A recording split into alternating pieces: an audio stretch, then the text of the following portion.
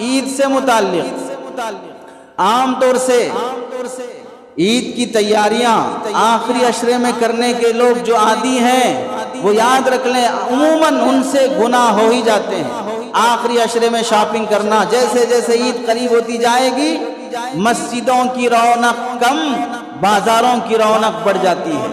مسجدوں میں مصلی کم، آخر وہاں بازاروں میں مصلی نہیں، بازاروں میں تو عورتوں کی حکمرانی رہتی ہے، جدھر دیکھو عورتیں، جدھر دیکھو برقعے والیاں، کپڑوں کی دکانوں پر، چوڑیوں کی دکانوں پر، جوتوں کی دکانوں پر، سب جگہ عورتوں کی حکمرانی رہتی ہے۔ یہ کہاں کی عورتیں ہیں؟ خاص رمضان میں آسمان سے نازل ہوئی ہیں، خاص رمضان میں کہیں بارش میں برسی ہیں، کن کی عورتیں ہیں؟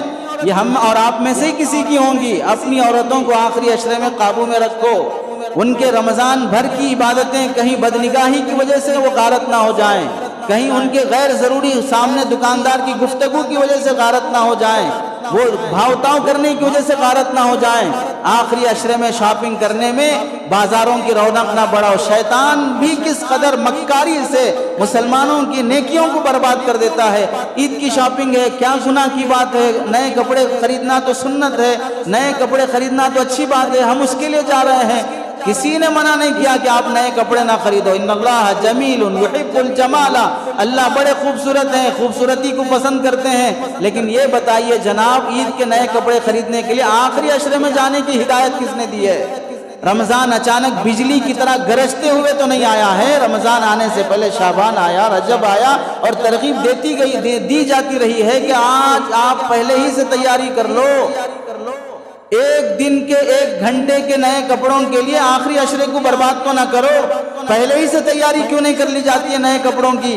پہلے سے کیوں شاپنگ نہیں کر لی جاتی ہے؟ نئے ڈیزائن پہ مغفرت موقوف نہیں ہے، نئے کپڑوں پہ مغفرت موقوف نہیں ہے، نئے جوتے چپل پہ مغفرت موقوف نہیں ہے کہ میں نئے کپڑے پہن کے عیدگاہ آؤں گا، جس کے جتنے زیادہ مہنگے کپڑے ہوں گے اس کے لیے اتنی زیادہ مغفرت، اس کے لیے اتنی زیادہ جنت میں درجے بلند۔ ایسا کوئی وعدہ نہیں ہے۔ نئے کپڑوں کی عید تو ہر سال کی ہے، اب خدا کے دید کی عید بھی کرنے کی کوشش کرو۔ نئے کپڑوں کی عید تو ہر سال کی ہے، اپنی خوشی کی عید تو ہر سال کی ہے، اب خدا کی خوشنودی حاصل کرنے کی عید بھی کرنے کی کوشش کرو۔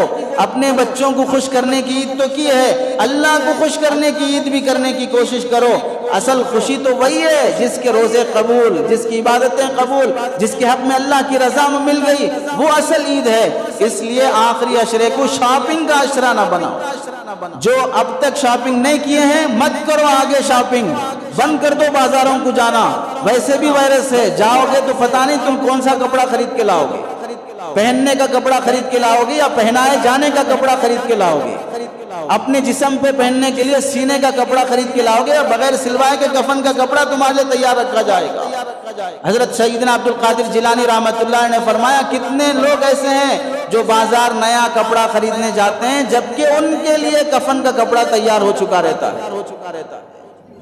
تو ویسے بھی گیدرنگ سے، ویسے بھی مجمع سے بچنا ہے تو پھر مجمع سے بچنے کا ایک بہانہ بھی ہے۔ جو نہیں کیا اب تک شاپنگ وہ نہ کرے، جس کی ادھوری ہے وہ ادھوری رہے۔